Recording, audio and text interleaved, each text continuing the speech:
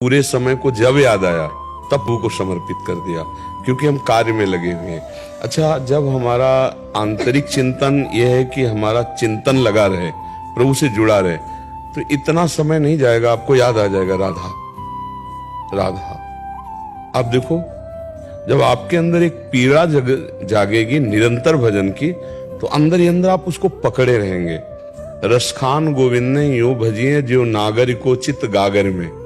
जैसे ब्रजवासिनी सखियां, गांव के बाहर कुआं होता है, उसका जल बड़ा मीठा होता था, तो एक हाथ में बाल्टी है, रस्सी है, एक हाथ में गागर है और 3 गागर ऊपर रखे हैं और भरी हुई जल से, और सखियों से बात कर रही हैं, लेकिन उनकी चित्त वृत्ति कहाँ है, एकाग्रता कहाँ है?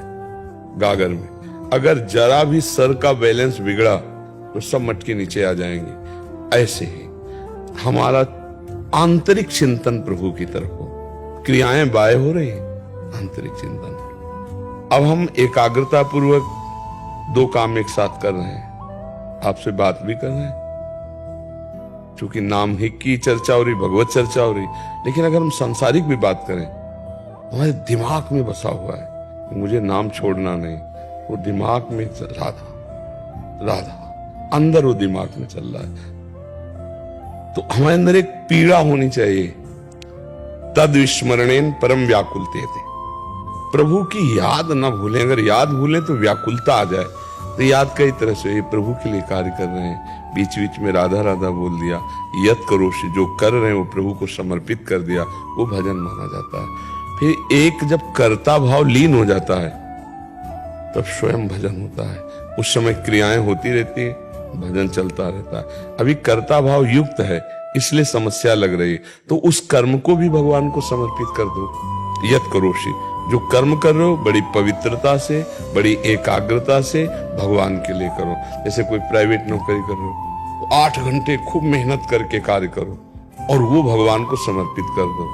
जो पैसा मिलेगा उससे परिवार शरीर का पोषण होगा, वो भी भगवान के लिए ही है। वो महाभागवत कहा जाता है, जिसकी हर चेष्टा भगवान के लिए होती है। चाहे संतान उत्पत्ति क्रिया हो, चाहे वो आरती पूजा हो, वो दोनों भगवान की पूजा हो जाती है जब हम भगवान की आज्ञा का पालन करने के लिए करते हैं। तो ऐसे हमारे अंदर एक पीड़ा होनी चाहिए स्मरण की।